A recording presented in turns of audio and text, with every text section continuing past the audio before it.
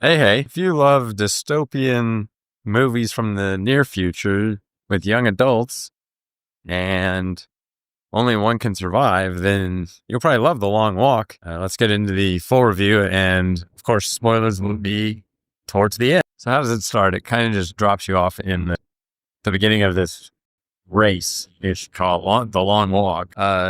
Very simple concept, pretty easy to follow. He does go into some detail and kind of weird spots. Like goes into like a lot of detail about some little aspects of it. I mean, I guess you just had to kind of pick and choose what you wanted. But there are a lot of characters, as you might imagine. The Long Walk is a race for, well, I don't know if it's called a race, but it's a competition for 100 people. And so it kind of inherently has a lot of characters, but most of them don't matter. In fact, some of them seem to get introduced and eliminated from the competition in a few pages. Although I listened to it, so I'm not sure exactly how many pages they have. I listened to it on Google Play. It was a pretty good deal there, so I figured it'd be good. The world is not explained extremely well. It doesn't try to go into why the Long Walk exists. Gives you a little bit of history. Later in the book, it kind of talks about a few things, but exactly why it happens, exactly when it is, it's just kind of, near future. There's very little technology mentioned. The competition itself is just a walk where 100 people start the walk, and whoever is the last person walking wins. Exactly what the point of all this is, they don't really get into. It's pretty clear that things are bad, and because the winner gets the big prize, that's it. I'll go a little bit more into that in the spoiler thing. As I was looking this up afterwards, this was another one published under the Richard Bachman pseudonym, but it actually turns out this is one of the first books that Stephen King ever wrote, or started writing back in college, and which makes more sense because he writes for it's the teenage boys that are in the competition. And so he was much closer to that age. So makes a little more sense. Some of the content makes a little more sense if you think about it as more of a college kid writing it as opposed to a 30 or 40-year-old man writing it. But overall, liked it. It's kind of an interesting thought experiment on what that would be like and some of the challenges you would go through if you were in a long walk like that. I'll get into some spoilers now. So if you don't want to hear those, you should probably in the video. Okay, so the first one's we'll start the spoiler section, not too spoilery, but pretty early on, right? The rules are you got to keep going at 4 miles an hour. And that seems really fast to me. I didn't really love that. That speed seems too quick. The way that it was described is, just pick your foot up, keep your foot, pick your feet up, put them down, keep moving, you'll be okay. But 4 miles per hour seems pretty quick. You're definitely moving along. I don't know if it was just he mapped it out and the story he wanted to tell wasn't going to be able to do it. If it was 3 miles an hour, they wouldn't get very far. They wouldn't get as far as he wanted. I don't know.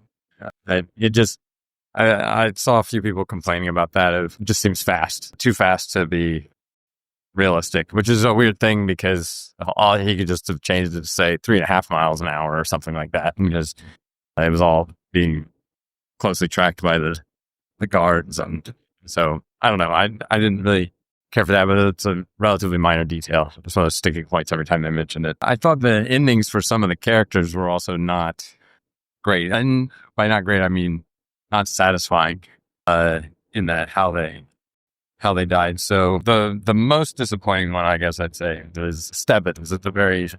So it's like this whole time he's basically been this kind of just rock solid, loner. It's just like, I'm just doing this and you can't stop me, and just never gave up. And then basically he just goes crazy, and it doesn't. The descent into madness, it was like he just flipped, which, okay, that's maybe it, but it was like you just kind of went crazy. And so I would have preferred it if you started to see the signs that it was going to go bad for him. Some of the other ones were okay. Garrity at the very end was a little more satisfying, but also just kind of ended. I guess that's one thing you kind of expect. It's like you pick up this story and it's told from one kid's perspective, basically. And so you have to assume he's going to either be next to last or the last participant in the race, because if he's out, if he dies, and then there's like 4 people left, well, then. So you're like, well, he's got to make it at least to the next to last. And so there was this thing, kind of a concern, but it almost felt like he was too safe. The character was not going to have any problems, but was never going to be really out. And so it was like a little tense, but not maybe as tense as it would have been. I don't really know if there's a good solution for that. Now, the part where Stebbins says that he's the son of the general or whatever. Interesting, but again, never resolved. So was it true? Is it one of those stories, like another spoiler for the movie Joker?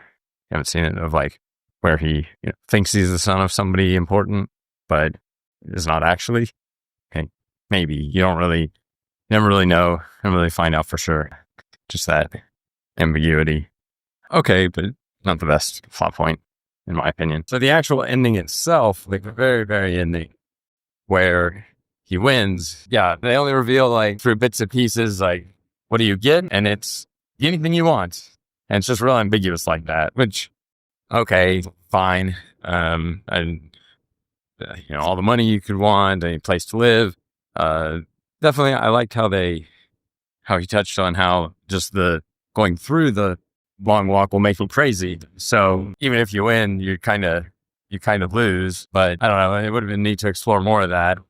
The ending where he wins, they all start to run up to him.